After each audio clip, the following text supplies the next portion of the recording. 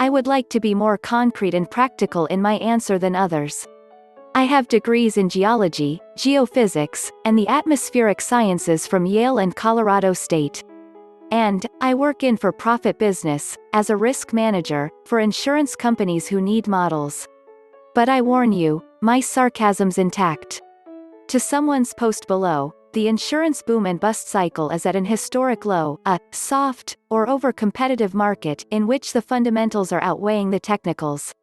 There is too much capital supply in the insurance market, which is weighing on prices. This means that although rates may seem to be rising, they don't yet reflect the true risk.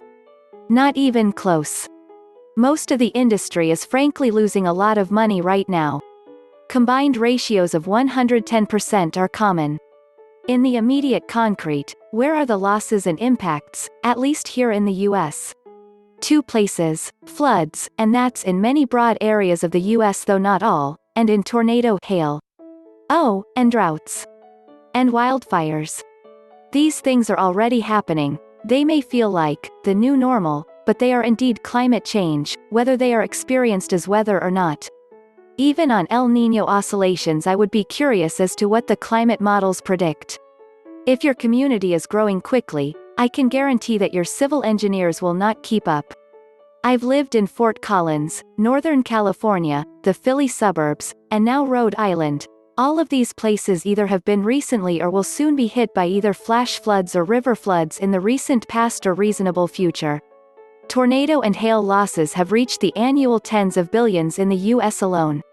Keep in mind that as long as insurers, including Uncle Sam, the insurer of last resort, continue to lose billions of dollars, of course you aren't feeling the impact yet.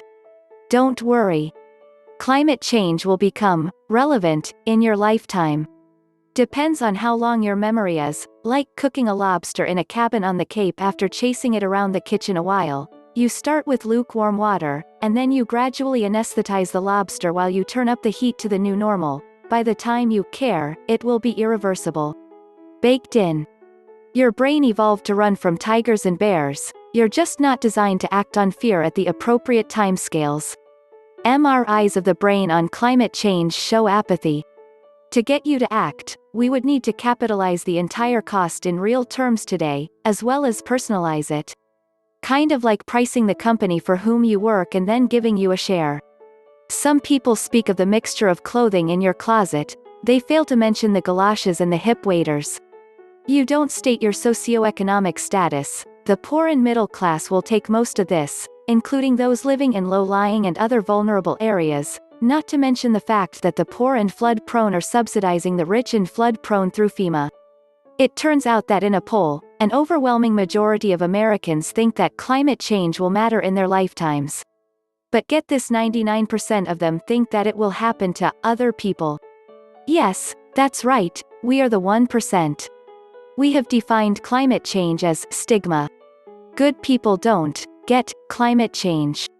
It's an untouchable affliction to Americans. Poll said so. The good news is that studies now show that the world can get there without the United States. We're just not needed to the Paris Agreement anymore. If the world stays in one piece, we'll be economic bystanders eventually. They have calculated that they can get to the 1.5°C goal without us. We're all alone out there. Oh, and Russia, too, apparently.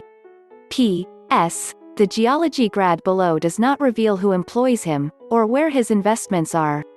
Many geologists are skeptics. They work in oil. For your info,